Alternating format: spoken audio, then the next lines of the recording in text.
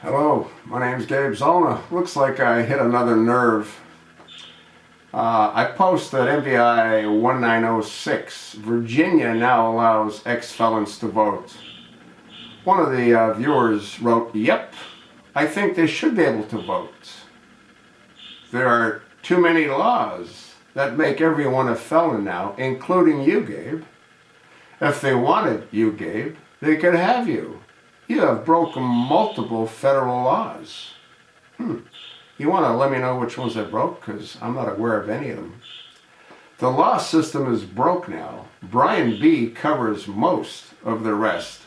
How I also feel. If I'm not mistaken, Brian B. is also a felon. I might be wrong, but I recall him sending me something to that effect. Brian B. also wrote, "Ex-felons. What about the people who get out and they've paid the debt? They've been punished.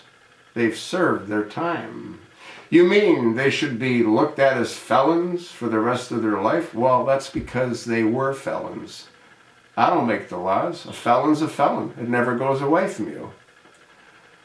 They lock a lot of people up that shouldn't even be locked up in the country. The country has gone crazy, and these whacked out politicians have created too many laws.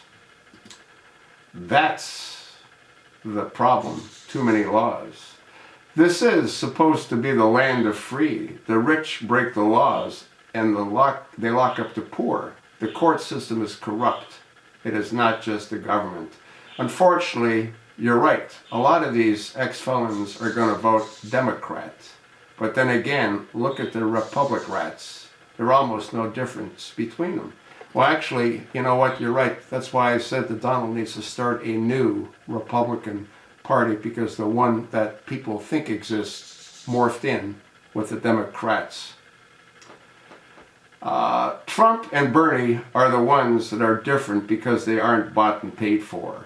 This country has been asleep at the switch for years by sticking to the Republican-Democrat loyalties. The red team, blue team, BS. They're mostly all rats. That's why we have what's going on. Well, you know what? I'm in agreement with most of what Brian B. wrote. And again, if I'm wrong about him having been an ex-felon, I apologize. I've posted close to 12,500 videos, and sometimes the lines get a little bit murky. But to address the first viewer that he said that I broke the laws, federal laws, and then if they wanted me, they could have me. Well, the reality is I don't have to break any laws. Thanks to lame brain Johnny McCain and the senator from Michigan, Carl Levin, Obama signed off on the National Defense Authorization Act. And that allows him to put anybody that he feels is a threat. No habeas corpus, no Miranda rights, no legal representation. You're simply gone. So I guess if they wanted me, they could get me. But not because I broke any federal laws. And I don't know why this viewer would say that I have broken multiple federal laws. You want to let me what some of those are? Anyway, there's interesting comments. I don't believe that felons should be allowed to vote for a whole lot of reasons. One is that many of them return back to prison. The number that are incarcerated after they're released is rather startling.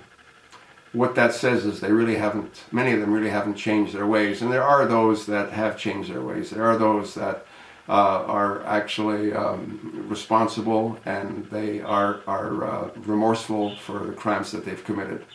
But again, since many of them do go back to prison, there's also many that don't get caught again that should go back to prison.